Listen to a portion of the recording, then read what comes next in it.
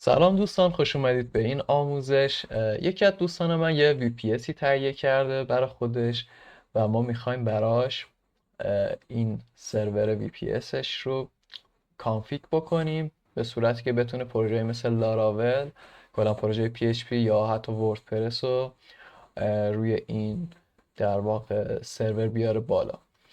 یکی از مشکلات VPS اینه که شما برای اینکه کانفیگش بکنید نیاز به یه سطح دانش بالایی دارید. باید بدونید چه نرم افزارهایی نصب بکنید، وب سرور چجوری کار میکنه، چجوری کانفیگ میشه، دیتابیس چجوری نصب میشه، PHP MyAdmin چطوری نصب میشه و همه اینا چجوری کانفیگ میشن و کلی ازتون زمان میگیره این در واقع پروسه. ما میخوایم این کار رو به وسیله داکر انجام بدیم. ما از قبل اومدیم همه این نرم افزارها و کانفیگ ها رو انجام دادیم داخل یه ایمیج داکر.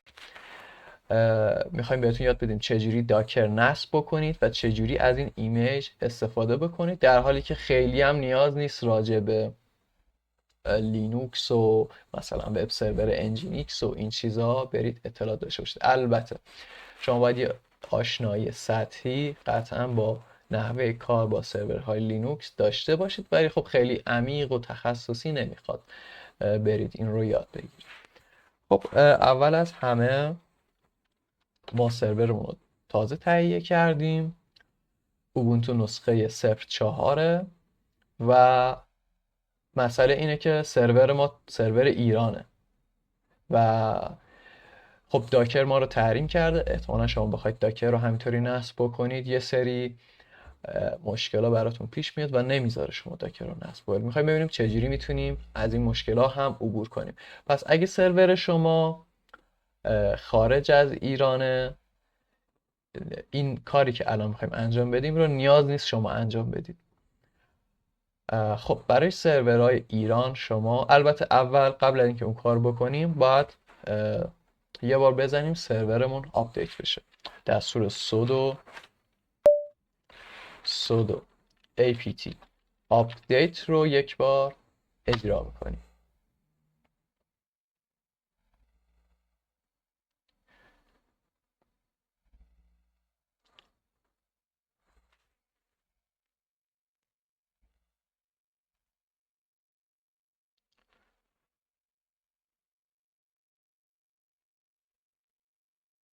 خب حالا یه بارم دستور sudo apt upgrade رو هم اجرا میکنیم.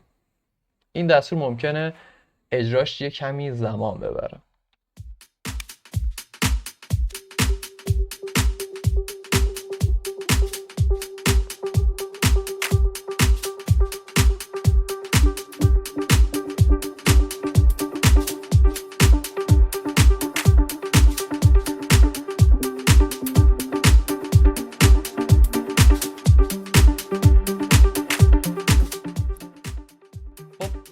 تا حالا این فرآیند به‌روزرسانی سرورمون انجام بشه من یه توضیح بدم که برای عبور از تحریم میخوایم ما چی کار انجام بدیم. یه سرویسی داریم به اسم سرویس شکن.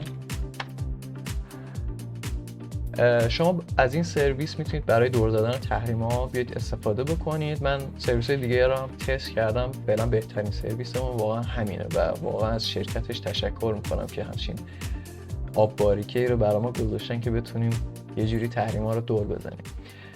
شما میتونید این DNS و DNS هایی که اینجا داده رو حتی روی سیستم کامپیوتر خودتون ست بکنید، یه بار کارت شبکتون رو غیر فعال کنید دوباره فعال بکنید. اینطوری خیلی از سایت ها که تحریمن براتون باز میشه. البته اینم بگم که نسخه رایگانش یه خورده سرعت پایینی داره یا ممکنه محدودیت داشته باشه. مثلا شما شاید 1 گیگ 2 گیگ ازش استفاده کنید، اون دیگه بهتون اجازه استفاده نده تا اینکه برید اون در واقع سرویس پولیش رو بخرید. حالا ما میخوایم اصلا اون سرویس رایگانش استفاده بکنیم.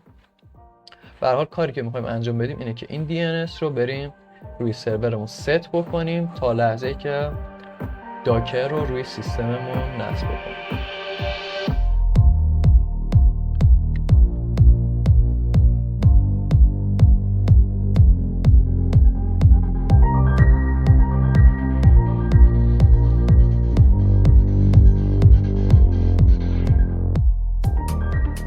خب حواستون باشه اگه دستور آپگرید رو اجرا میکنید یه جاهایی میاد مثلا یه سوالی میپرسه، میگه مثلا یه کانفیگی رو من نسخه جدیدش رو نصب کنم یا میخوای همون نسخه قبلیش رو نگه داری. تو این حالت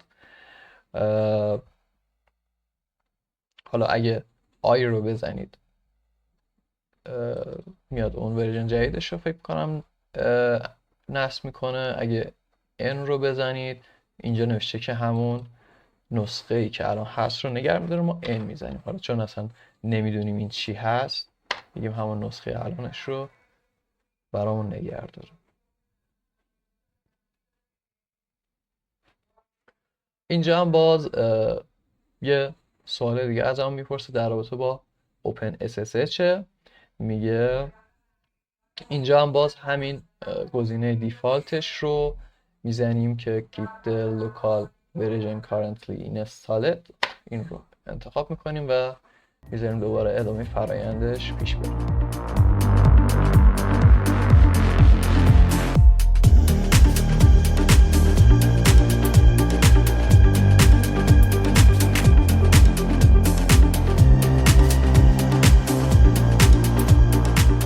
اگه یه همچین پیغامی هم دیدید باز روی اوکی کلیک میکنیم.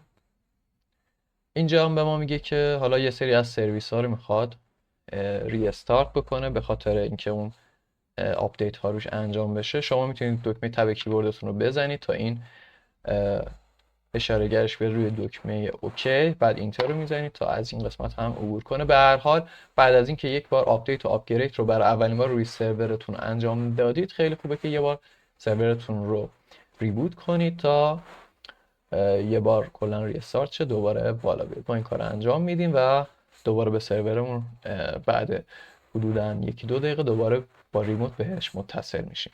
دستورش به این صورت سودو ریبوت. خب من دوباره به سرورم ریموت زدم. حالا وقتشه که سرویس شکن رو بیایم روی سرورمون قرار بدیم که از تحریما بتونیم عبور کنیم. برای این کار این دستور رو باید اجرا بکنیم sudo nano حالا اون ویرایشگری هست که میخوایم یه فایلی رو ما بیایم ادیتش بکنیم. اینجا میزنید /etc/resolve.con. این فایل رو باید ادیت بکنیم. یه قسمتی داره به اسم name server، حالا یه IP اینجا نوشته. ما این IP رو که اینجا نوشته رو پاک میکنیم و این IP رو به جاش مینویسیم 178.22.122.100. برای ذخیره کردن دکمه کنترل X کیبوردتون رو فشار میدید، یه پیغام میاد مینویسه میگه میخوای فایل رو سیو کنید، دکمه وای رو میزنید میگید بله. اینجا میپرسه اسم فایلتون همین باشه، باز اینتر میزنید که فایل ذخیره بشه. خب حالا بریم ببینیم چجوری باید داکر رو نصب بکنیم. توی گوگل میتونید سرچ بکنید اینستال داکر اوبونتو.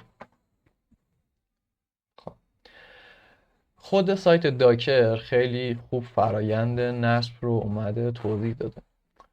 سعی کنید از خود سایت داکر استفاده بکنید. یه سری دستور نوشته که در واقع ما باید همونا رو استفاده بکنیم. حالا اینجا چون تحریمیم باز این سایت ممکنه برامون لود نشه. من سرویس شکن رو روی سیستم خودمم قرار میدم که بتونم از این سایت استفاده بکنم.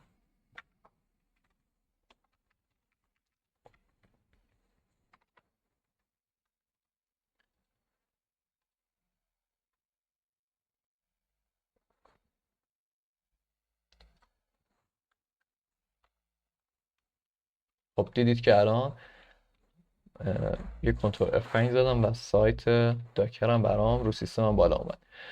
خب اینجا حالا یه سری توضیحات نوشته اینکه روی چه نسخه از اوبونتو هایی داکر قابلیت نصب داره که از نسخه 20.04 به بالا حالا داکر رو پشتیبانی میکنم.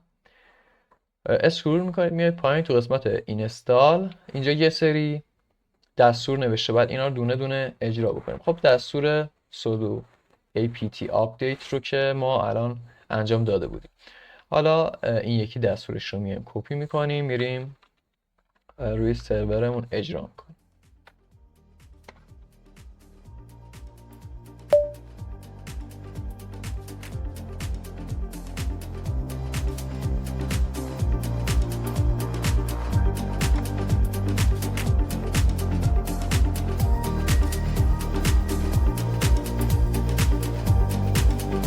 اگر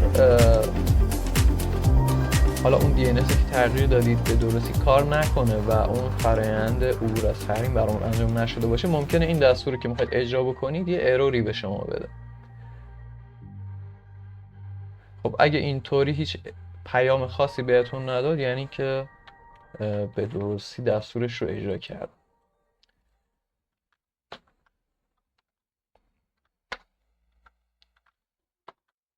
خب حالا اینجا یه دستور دیگه هم داریم که همشو یک جا باید وارد کنیم تا این قسمت رو.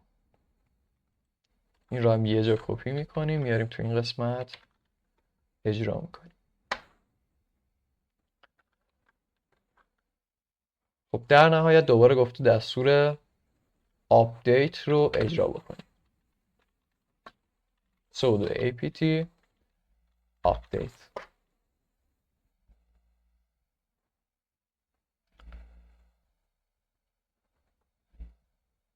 خب تا اینجای کار بدون هیچ خطا و اروری خوشبختانه تونستیم پیش بریم. حالا باز بیاید پایین تر این قسمت نوشته install the docker package. اینجا بازی قطعه دستوری نوشته که وظیفش نصب داکر. این در واقع کدی که این بالا بود، حالا اون مخزن داکر رو میومد توی سیستم ما ست میکرد. حالا این دستور رو کپی بکنید، این علامت دلاره مواظب باشید تو کداتون کپی نشه، اگه کپی شد حذفش کنید. خب اینم دستور نصب داکر و پیش نیازهای اون.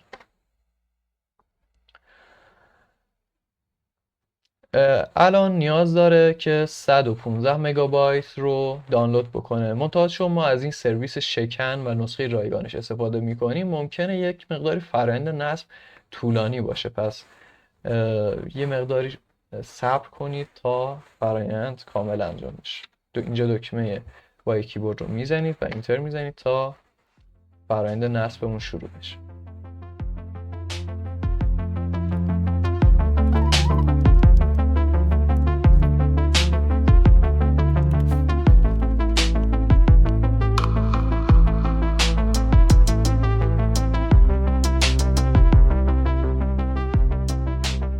خب حالا تا این نصب کامل بشه من یه توضیحی راجع به اون ایمیج داکری که میخوایم ازش استفاده کنیم بدم.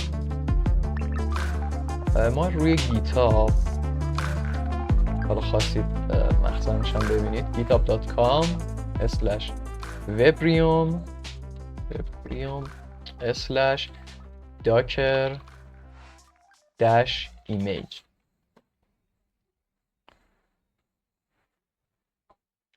ما اومدیم یه ایمیج داکر رو ایجاد کردیم، وب سرور انجینیکس و PHP، حالا با اون موارد دیگه ای که تو PHP هم کنارش باید نصب بشه، و همینطور ماریا DB و PHP MyAdmin رو روی این فایل داکر کامپوزمون قرار دادیم و داخل اون ایمیج انجینیکس و PHP اینا رو نصب کردیم و آماده استفاده است. البته باز یه چند تا کانفیگ کوچیک نیاز هست که روی سرور انجام بدیم، ولی خب خیلی از اون پیچیدگی های ما رو در واقع برطرف میکنه. اینجا ما حالا اومدیم چند تا دستورش رو نوشتیم که چطوری میتونید اون ایمیج رو بیارید روی سرورتون استفاده بکنید. کافیه این مخزن رو کلون کنید روی سرور و حالا اینجا ما سورس فریمورک خودمون رو اومدیم مثلا گفتیم چجوری میتونید استفاده کنید. شما به جاش لاراول رو میاد نصب میکنید. حالا این رو هم بهتون میگم که چطوری لاراول رو روش نصب بکنید. فعلا منتظر بمونیم تا فرآیند نصب داکر روی سرورمون تکمیل بشه. خب بعد از اینکه یه مدت زیادی صبر کردیم تا بالاخره فرآیند نصب تکمیل شد، حالا چک میکنیم تا ببینیم داکر به درستی روی سیستممون نصب شده یا نه. یه بار این دستور رو تایپ بکنید داکر داش وی که چک میکنیم هم ببینیم دستور داکرمون کار میکنه، هم میتونیم ورژنی که برامون نصب شده رو هم مشاهده کنیم. خب حالا الان ما باید بریم اون سرویس شکنی رو که روی سیستممون ست کرده بودیم رو برداریم. البته میتونیم با همون سرویس هم به کار ادامه بدیم، ولی شما موقعی که حالا میخواید دیگه یه ایمیج های داکر رو هم بیاید استفاده بکنید روی سیستم، چون کلا دیگه داره از شکن استفاده میکنه و سرعتش پایینه، خیلی براتون داستان ایجاد میکنه. اول ما میریم اون DNS شکن رو عوض میکنیم. sudo nano resolve.conf. اشتباه زدم. خب قبلش باید بزنم etc/resolve.conf. خب حالا اینجا خودش هم اومده اون DNS رو مثل اینکه تغییر داده. خب اگه تغییر نکرده بود شما اینجا میتونید اون DNS رو پاک بکنید و 808080 که DNS گوگل رو مثلا وارد بکنید، بعد کنترل ایکس رو میزنید و اینتر رو میزنید و اون فایل رو سیو میکنید. حالا ما چون باز تحریم هستیم داخل ایران، شما باید یک کار دیگه رو هم انجام بدید. همه این کارهای اضافه برای اینه که ما متاسفانه تحریم. سایت docker.host رو باز کنید. این یه سایتیه که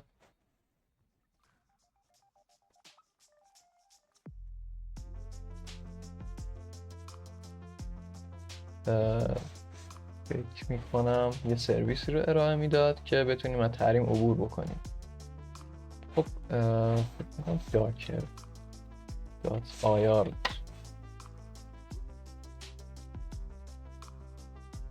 خب توی سایت docker.ir یه سری توضیحات هست که این کار رو انجام بدیم، ببینیم تحریم داکرمون از اینجا به بعد مشکلی براش، در واقع تحریم مشکلی برای داکرمون ایجاد نکنه.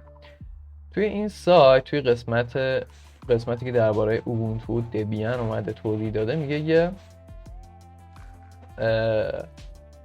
فایلی هست تو قسمت etc/docker.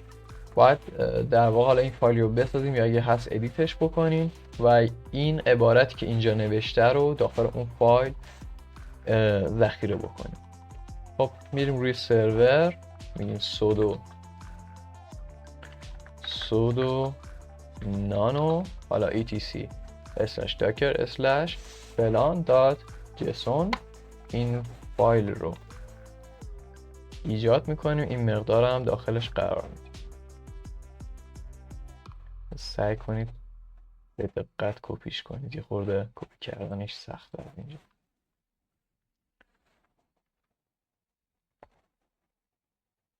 خب کنترل ایکس وای اینتر.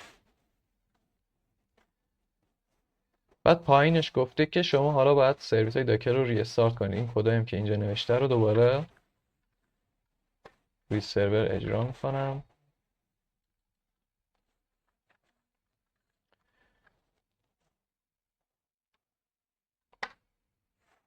خب حالا اگه اون در واقع پروکسی فعال باشه که الان ما روی داکرمون سیو کردیم، مشکل دیگه تحریم برامون پیش نمیاد.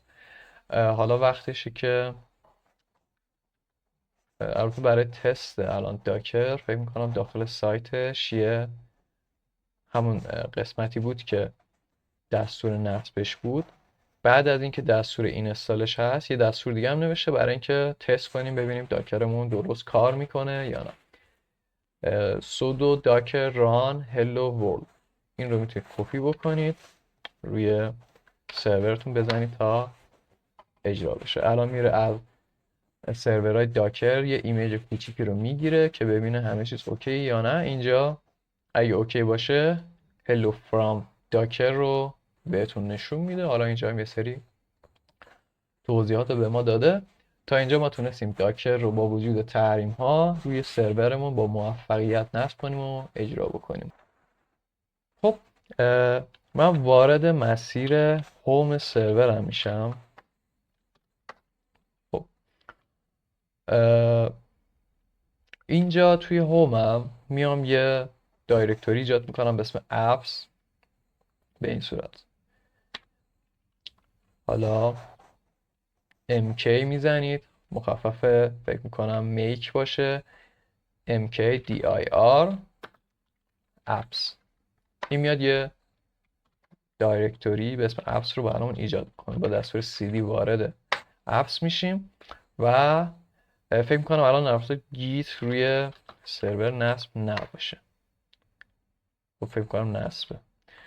اگه نصب نبود دستور sudo apt install git رو میزنید تا گیت هم روی سرورتون نصب باشه. اگه نصب بود که هیچی. خب حالا ما میخوایم اون ایمیجی که ساختیم رو بیاریم روی سرورمون به این صورت: git clone https://github.com/webrium/docker image. خب اگه این آدرسش براتون سخت بود میتونید توی گیتاب سرچ بکنید، توی گوگل هم میتونید سرچ بکنید گیتاب وبریوم رو سرچ بکنید.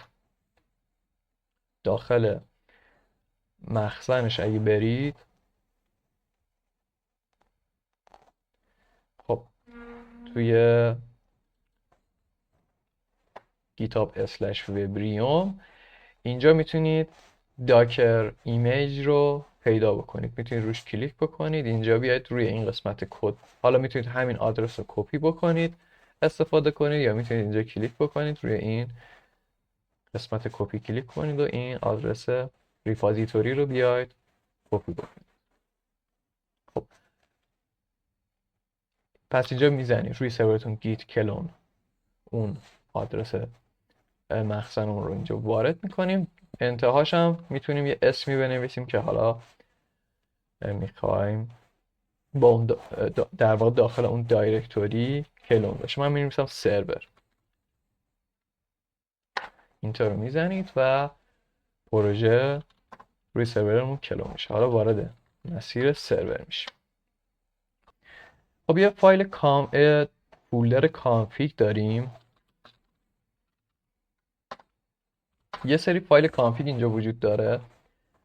این دیفالت کانف مربوط به فایل کانفیگ وب سرور انجینیکسمون. اگه نیاز بود میتونید تغییراتتون رو داخل این فایل اعمال بکنید. یه فایل دیگه داریم باز به اسم nginx.conf. حالا اون default.conf مربوط به کانفیگ سرور، در واقع اون دامنه شما، و خود nginx.com هم مربوط به تنظیمات خود وب سرویس میشه دیگه. وب سرور ببخشید nginx.com. این هم حالا مربوط به این. یه موقع شما میخواید محدودیت آپلود فایل روی سرور رو افزایش بدید، یه قطعه کدی رو مثلا اینجا میتونید اضافه بکنید. یا مثلا PHP-INI رو میخواید یه تغییری توش ایجاد بکنید، میرید توی این مسیر باز داخل دایرکتوری PHP. اینجا هم باز یه سری فایل داره، شما میتونید همه تغییراتتون رو اینجا اعمال بکنید. خیلی فایل ها همه پیش هم و دم دسته برای تغییر دادن. باز اینجا مثلا برای همون تغییرات مدت زمان اجرای اسکریپت محدودیت آپلود فایل ها، هر چی رو بخواید اینجا میتونید توی این فایل ها خودتون بیاید تغییر بدید. اگه نه که میتونید از همون تنظیمات پیش‌فرض استفاده کنید. خب الان توی همون مسیری بودیم که پروژه رو کلون کردیم. کاری که الان باید انجام بدیم، ببینید مسیرمون الان اینه: هوم، اپس، سرور. شما باید الان این فایل ها رو اینجا ببینید: build، docker file، config، docker compose و حالا این یک فایل.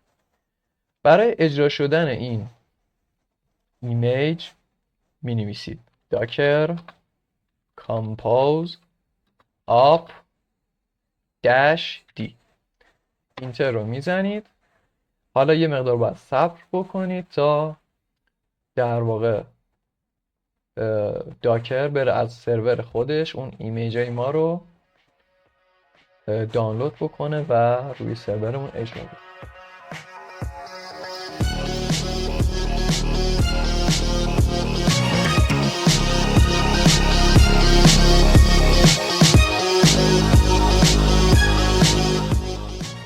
خب بعد از تحمل مدت زمان خیلی زیادی بالاخره این نصب تکمیل شد و اینجا میبینید که یه سری موارد رو نوشته که کرییت شده و 3 تا کانتینر برای ما استارت شده: سرور داش وب، سرور داش پی اچ پی ماید، سرور داش دی بی. قبلش یه تغییری هم توی فایل داکر کامپوزمون اعمال میکنیم. این دستور رو اجرا بکنید: نانو docker dash compose dot yml. خب بیایید توی قسمتی که مربوط به توی ولیوم ها، البته اون زمان که شما این کد رو کلون کردید شاید اصلا این خط رو توی این قسمت نداشته باشه. حالا یه بار بازش بکنید، اگه دیدید این خط رو نوشتم، حالا چیز خیلی مهمی هم البته نیست ولی این خط رو پاک بکنید بهتره. مربوط به دایرکتوری وندور، این رو نیازی نداریم، پاکش میکنیم. به این صورت دوباره کنترل ایکس رو میزنیم، وای و اینتر تا سیو بشه. خب حالا بعد از این که این تغییر رو ذخیره کردیم، یه بار دستور docker compose build رو اجرا میکنیم. این میاد دوباره ایمیج ما رو ایجاد میکنه، بعد دوباره میزنید docker compose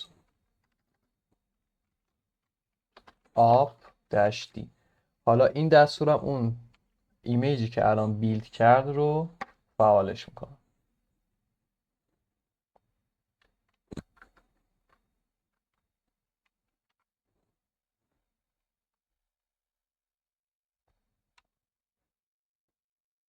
خب حالا یه تست ساده میگیریم ببینیم سرور ما الان درست داره کار میکنه یا نه. اول دستور داکر PS رو اجرا میکنیم ببینیم چه کانتینر هایی روی سرور ما داره اجرا میشه. 3 تا کانتینر باید الان روی سرورتون اجرا شده باشه: یکیش دیتابیس، یکیش PHP یکیش هم سرور وب، یکی که در واقع پروژه ما میاد روی این کانتینر قرار میگیره. یه سری اطلاعات هم اینجا بهتون میده، هم اسم کانتینر هاتون رو اینجا نوشته و همین که روی چه پورتی رو باز کردن و از چه پورتی دارن استفاده میکنن. حالا اگه بخواید راحت میتونید وارد هر کدوم از این کانتینرها هم بشید. یه همچین حالتیه که انگار که روی سرور شما الان 3 تا سرور کوچیک دیگه داره کار میکنه که میتونید وارد هر کدوم که میخواید بشید. به این صورت میگیم docker exec -it، اسم حالا کانتینر رو مینویسیم server web -1، آخرش میزنیم bash. خب ببینید چه اتفاقی افتاد. الان اینجا قبلا یوزرمون روت @ubuntu بود، حالا ممکنه برای شما یه چیز دیگه باشه. بعد از اینکه این دستور رو زدیم تبدیل شد به روت @. حالا اینجا یه عددیه. این عدده چیه؟ همین آیدی اون کانتینر داکر ماه در واقع. خب زمانی که وارد سرور وب شدید احتمالا توی مسیر ور www.html باشید. اگه نبودید cd کنید داخل این مسیر، یه ls بزنید ببینید داخلش چی هست. اگه فایلی چیزی بود، دایرکتوری بود، میتونید اونا رو همه رو پاک بکنید. حالا میخوایم یه پروژه کوچیک روش بریزیم ببینیم مثلا داره کار میکنه یا نه. من یه فولدر الان اومدم عقب توی مسیر ور www میزنم git clone https github.com/webrium اسپیس. حالا اینجا یه فولدر مثلا تست ایجاد میکنم. الان اگه ls بزنم، حالا من قبلا یه فولدر تمپ هم ساخته بودم، با اون کاری ندارم، اون مثلا حذفش میکنم. خب الان دو تا فولدر داریم html و تست. من میخوام محتوای داخل تست رو الان انتقال بدم به درون HTML. با این دستور میگیم move کن تمام محتواهای تست رو، هر چی که داخلش هست رو به HTML. خب حالا وارد HTML میشیم، ls میزنیم ببینیم داخلش چه خبره. خب ببینید داخلش حالا شما یه فایل .env.example دارید. اگه فایل .env خالی نداشتید باید اینو کپی بکنید، کپی میکنید .env.example رو به .env. خب در واقع داخل .env ما اطلاعات مربوط به دیتابیسمون رو باید وارد بکنیم. خب الان که ما اومدیم سورسمون رو آوردیم داخل این دایرکتوری HTML، یه بار دستور کامپوزر اینستال رو اجرا میکنه. فکر کنم اشتباه نوشتم. کامپوزر اینستال. خب حالا کامپوزرمون هم اجرا شد. بریم ببینیم که سایت بالا میاد یا نه. IP سرورمون رو میزنیم، پورت 8080 رو هم میزنیم. در واقع باید رو پورت 8080 الان اجرا بشه. خب یه ارور به ما میده، ارور سطح دسترسی به دایرکتوریاست. برای اینکه این مشکل برطرف بشه یه فولدر من برمیگردم عقب، این دستور رو اجرا میکنم ch own -r بزرگ www-data www-data space html. در واقع دسترسی میدم به وب سرور، به یوزر وب سرور خودم که به این دایرکتوری دسترسی داشته باشه. خب اینجا یه چیزی رو اشتباه زدم، دیتا. خب الان هم باید این مشکلمون برطرف بشه. خب شما هم اگه این صفحه رو دیدید یعنی اینکه وب سرورتون با اون داکر و اون کار که انجام دادید همشون داره به درستی کار میکنه. حالا اگه پورت 8081 رو اجرا بکنید هم باید PHP MyAdmin براتون باز بشه. البته این مناسب نیست که روی پورت در واقع روی IP بیاید این کارا رو انجام بدید و پورت باز بکنید. ما میخوایم یه کار منطقی تر بکنیم. من یه دامینی برای تست دارم، میخوام دامینم رو الان کانفیگ بکنم که اگه دامینم رو زدم این صفحه رو ببینم. خب بریم دامینمون رو بیاریم روی این سرور. یه بار اگزیت رو تایپ میکنم، اینتر میزنم که از داخل اون کانتینر سرور وبی که وارد شده بودیم خارج میشم، برمیگردم به همون سرور اصلی خودم. خب اینجا روی سرور اصلی شما باید وب سرور انجینیکس نصب باشه. اگه نصب نیست یه بار دستور sudo apt install nginx رو وارد میکنید، میزنید و وب سرور براتون نصب میشه. بعد میرید تو مسیر etc nginx. خب اینجا ما دو تا دایرکتوری داریم، یکیش سایت اویلیبل که ما فایل کانفیگ دامینمون رو میریم اون داخل انجام میدیم و بعدش یه لینک ازش ایجاد میکنیم توی دایرکتوری سایت اینیبل که خیلی این فرآیند ساده ای هم هست. خب میریم توی سایت available،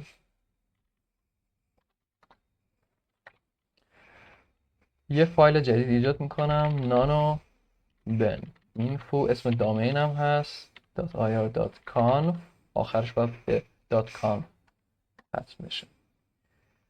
خب حالا اون کانفیگی که باید داخلش بنویسم و من توی این همین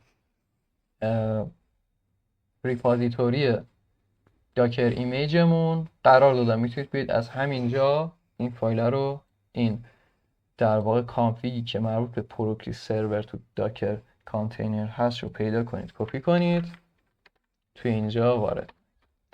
کافیه که این اسم دامین خودتون رو جایگزین این yourdomain.com بکنید. دامین من اسمش بن اینفو. خب در واقع این میاد دامین من رو پروکسی میکنه به پورت 8080 همین سرور. کنترل X Y اینتر. خب حالا باید کانفیگم رو لینک کنم توی دایرکتوری سایت اینیبل. لینک کردنش به این صورته، میگم sudo ln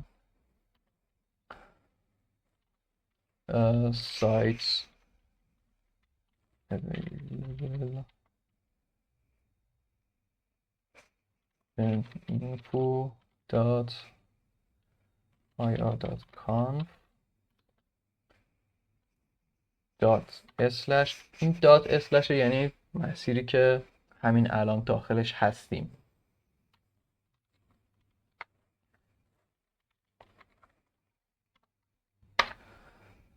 خب حالا باید تست کنیم ببینیم لینکمون درست انجام شده یا نه. وارد مسیر این دایرکتوریه میشیم. اینجا خب فایله که اومده، حالا ببینیم در واقع با دستور نانو نگاش کنید به info.ir.conf، چون لینک میشه شده به اون فایل اصلیمون. وقتی نانو میکنید هم باید اون محتوای اصلیش رو به ما نشون بده. خب این از کانفیگ وب سرور اصلیمون، در واقع دامینمون.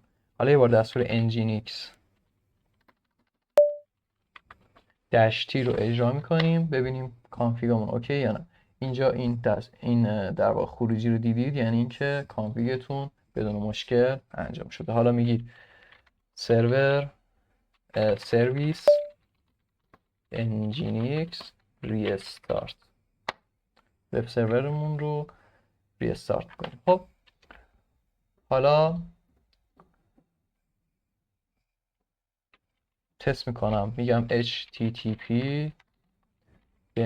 info.ir. دیدید که الان دامین رو زدم و خیلی ساده سایتم بالا اومد.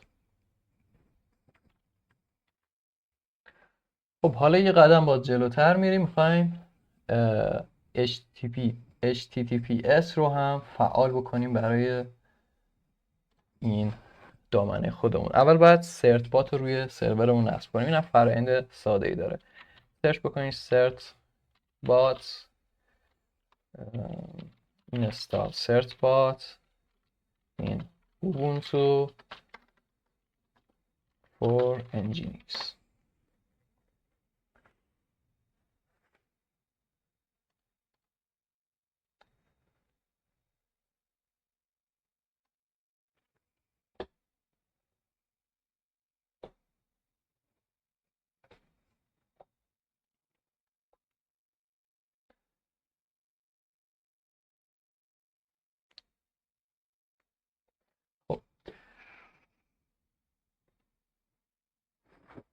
خب ببینید دستورش اینه sudo apt install certbot و یه دونم حالا پایتون 3 certbot nginx. همین دستور رو من کپی میکنم روی سرورم اجرا میکنم.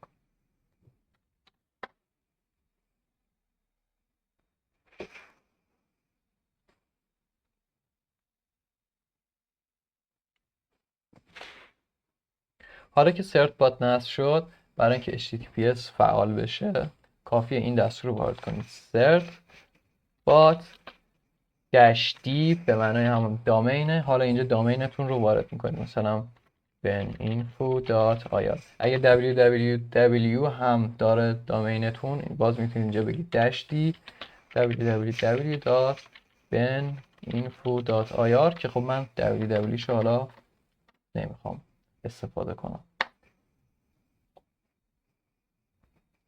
اینجا میگه یه ایمیلی وارد بکنید.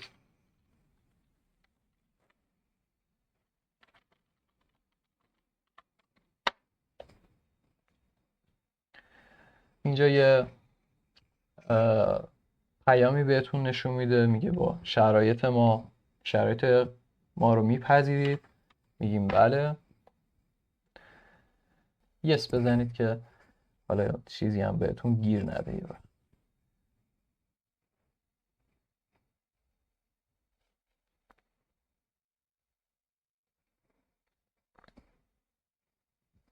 خب ببینید الان پیغام موفقیت آمیز بودن ایجاد سرتیفیکیت رو هم به من داد. حالا برمیگردم روی مرورگرم، دوباره سایت beninfo.ir رو اجرا میکنم. این بار ببینید HTTPS هم برای من فعال شده و سایتم داره روی این پروتکل اجرا میشه. خب حالا خیلی باحال میشه اگه اون PHP مای ادمین ما هم بیاد روی همین دامینه. مثلا اینجا اگه بزنیم PHP مای ادمین، به جای اینکه پورت استفاده بکنیم که خب روش امنی نیست، از این طریق روی پروتکل HTTPS بیایم به PHP مای ادمینمون دسترسی پیدا کنیم. برای این کار باید یک کانفیگ کوچیک دیگه انجام بدیم. خب حالا روی همون ریپازیتوری داکر ایمیجمون من بازی کانفیگ دیگه رو نوشتم، میتونید برید اونو کپی بکنید برای فایل default.conf. این قسمت رو کپی میکنیم، میریم روی سرور. حالا دوباره میریم تو همون مسیری که فایل های داکرمون رو اونجا ایجاد کردیم، مسیر هوم اپس سرور.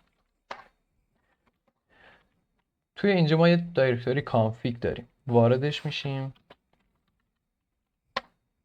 خب اینجا یه فایل default.conf داریم، این رو بازش میکنیم. یه حالا اینجا از قبل کدی رو داره، ما این رو یه کپی ازش میگیریم، کپی کن default.conf رو به default.conf.backup مثلا میگیم مووش کن. خب حالا یه فایل default.conf جدید ایجاد کنم، nano default.conf. حالا اون کدی که کپی کردم رو این داخل قرار میدم. خب میبینید اینجا یه کانفیگی هم مربوط به PHP مای ادمین ما وجود داره. خب من این کانفیگ رو ذخیره میکنم و میام بیرون. خب دوستان داخل همون ریپازیتوری داکر ایمیجمون من اومدم یه قطعه داکیومنت دیگر رو اضافه کردم. هی در طول ویدیو گرفتن حس کردم خب اینا اگه باشه خیلی سریع میشه کپی کرد و استفاده کرد و از اون قسمت ها به سرعت عبور کرد.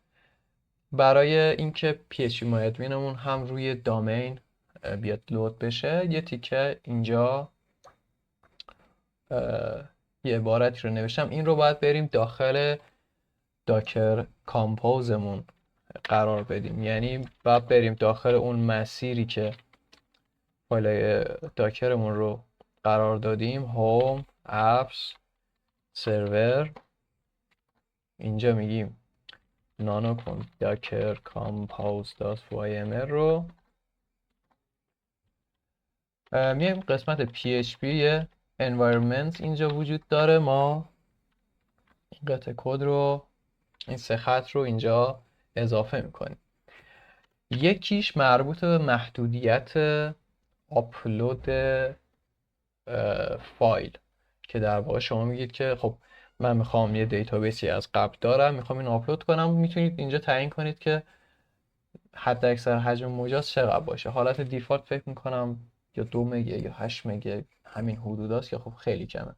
شما اینو میتونید تغییر بدید، مثلا بکنید 120، بکنید 200، بستگی به اون دیتای خودتون داره. پایینش یه PMA هاست داریم که برابر میشه با DB چیه؟ DB همین در واقع نتورک کانتینر دیتابیس ما، در واقع میگه PHP MyAdmin ما رو اینجوری متصل میکنه به دیتابیس ما. و در انتها هم اینم برای در واقع همون دامین ما کاربرد داره. خب من اینو سیو میکنم، یه بار تست کنیم ببینیم چطوری میشه. docker compose build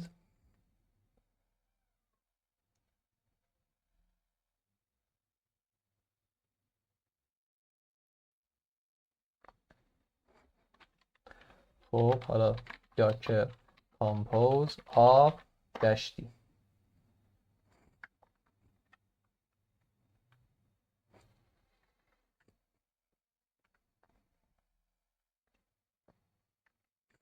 خب یه بار حالا تست میکنم ben info.ir/phpMyAdmin phpMyAdmin. خب ارور 502 میده و ارورش هم مربوط به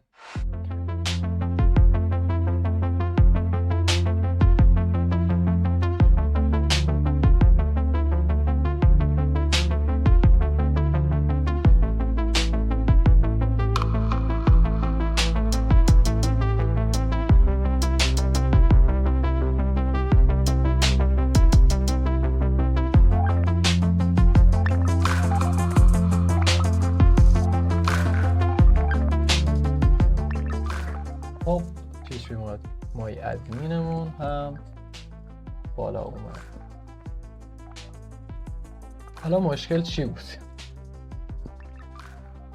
خب مشکل ما در واقع این بود که توی فایل docker compose.yml ما اینجا پورت آپاچیمون، در واقع آپاچی خب روی ایمیج PHPMyAdminمون وب سرور آپاچی داره ران میشه، پورتش رو 8081 داده بودیم. برای ما مشکل ایجاد کرده بود. این رو به 80 تغییر میدید، سیو میکنید، از این فایل خارج میشید، یه بار دستور docker compose build رو اجرا میکنید و بعد دوباره دستور docker compose of -d رو میزنید تا اون مشکل برطرف میشه. به دلیل اینکه توی اون حالا کانفیگ ما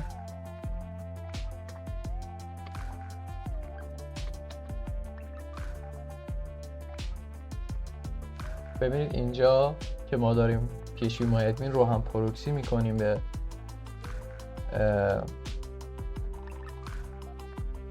داکرمون، ما اینجا هیچ پورتی ندادیم بهش و چون پورتی ندادیم به صورت پیش‌فرض از پورت 80 استفاده میکنم و چون ما 8081 اون بر پورتش رو تعریف کرده بودیم، این دوتا با هم همخوانی نداشتن و باعث ایجاد مشکل میشدن.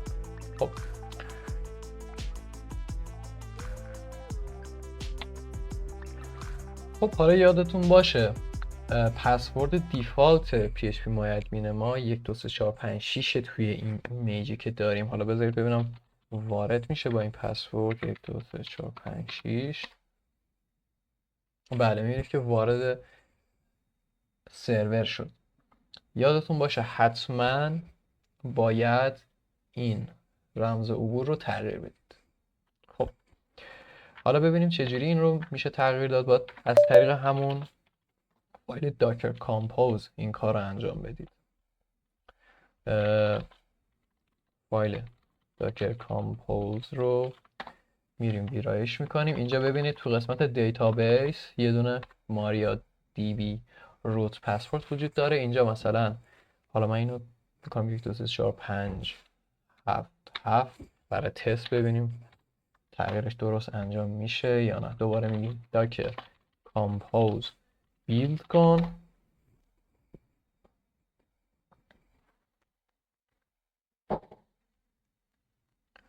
خب حالا دوباره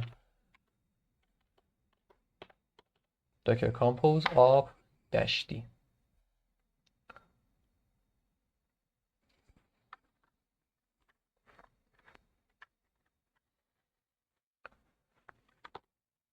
خب من الان یه بار خارج میشم از این دیتابیس، ببینیم دوباره با این پسورد جدیدمون وارد میشه یا نه.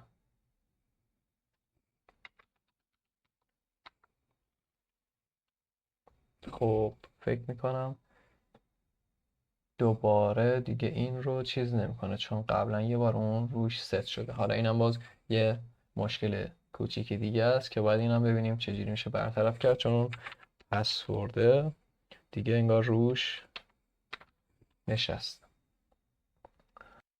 خب برای رفع مشکل تغییر نکردن پسوردمون یه راه حل خیلی ساده که به ذهنم میرسه اینه که بیایم یه ولیوم جدید ایجاد بکنیم برای مسیر فایل های دیتابیسمون. برای این کار فایل داکر کامپوز رو واز میکنیم، یعنی ادیتش میکنیم. خب من میام اینجا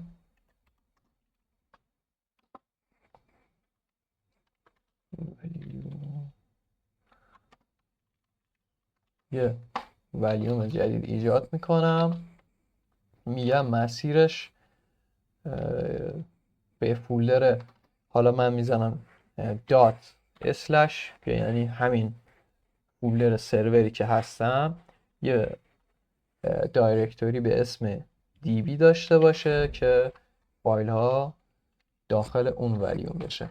اینجا هم این عبارت رو وارد میکنم و لیب اسلش MySQL.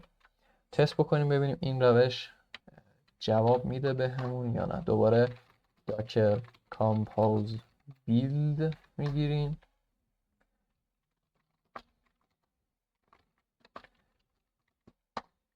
خب میگه که این مقداری که من وارد کردم احتمالاً یه جاش غلطه.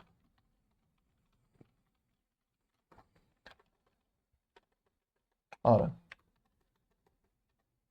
اینو اشتباه دادم.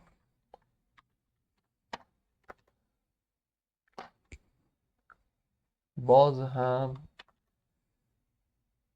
must be a list. باز هم فکر کنم اشتباه داره. خب باید یه دونه در واقع از این دشا قبلش میذاشتم. انشالله دیگه اجرا میشه. خب اجرا شد. یه بارم دستور کامپوز آپ رو اجرا میکنیم. حالا بریم ببینیم پسوردمون تغییر کرد یا نه. 1 2 3 4 5 7 7. خب این روشی بود که جواب میده. حالا شما هم حتما پسوردتون رو یه چیز پیچیده بذارید. اگر دیدید عمل نکرد، همین حرکتی که الان ما انجام دادیم رو انجام بدید. یه والیوم ایجاد بکنید، اگه تلفظش رو اشتباه میگم منو ببخشید. یه والیوم ایجاد بکنید. حالا به یه فولدری، الان ببینید اینجا من اگه لیست رو بگیرم، این فولدر دیوی رو اینجا ایجاد کرده و فایل ها رو اینجا قرار میده. احتمالاً دیگه این رو که ایجاد میکنه دیگه عوض کردن پسوردش از طریق داکر کامپوز انجام نمیشه، مگر اینکه شما اون مسیر رو دوباره توش یه تغییر ایجاد کنید. خب یه نکته مهم من میگم در رابطه با پورت هایی که روی سرور باز کرده بودیم. اون اول چون خب ما دامین هنوز نداشتیم، اومدیم پورت 8080 و 8081 که برای PHP MyAdmin بود و روی سرورمون باز کردیم که بتونیم از طریق IP اون سایتمون رو در واقع تست بکنیم. ولی الان که دیگه دامینمون اوکی شده، ما باید بریم اون پورت ها رو غیر فعال بکنیم. حالا یه روشی که برای این کار وجود داره میتونید استفاده بکنید. من توی کانفیگ سرورم اومدم یه در واقع پروکسی ایجاد کردم به پورت 8080، چون پورت 8080 رو باز کرده بودم توی داکر کامپوزم. اینجا هم حالا اومدم از طریق لوکال هاست که همون نتورک داخلی خود سرور منه در واقع، متصل شدم به پورت 8080. ولی ما میتونیم یه کار کنیم، اون پورت 8080 ما دیگه از طریق IP به صورت پابلیک قابل دسترس نباشه، فقط از طریق خود لوکال هاست داخلی سایت قابل استفاده باشه و از بیرون نتونن بهش دیگه متصل بشن. برای این کار یه کار در واقع ساده ایه. باید بریم فایل داکر کامپوزمون رو یه ویرایش کوچیکی روش انجام بدیم.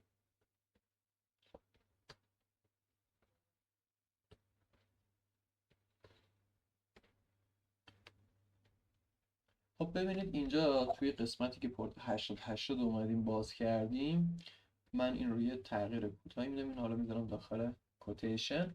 میام پورت 8080 رو لینک میکنم به IP 127.0.0.1. این در واقع همون میشه لوکال هاست من. یعنی من دارم میگم که خب پورت 80 که توی کانتینرم هست رو یه پورت 8080 روی لوکال هاست سرورم باز کن.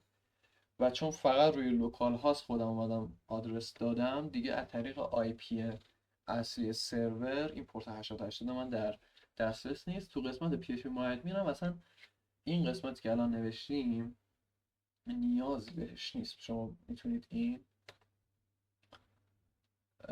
قسمت رو اصلا کامنت بکنید، هم این لاین رو هم و همون پورتاش رو کلا کامنت کنید. حالا خب برمیگردیم دوباره داکر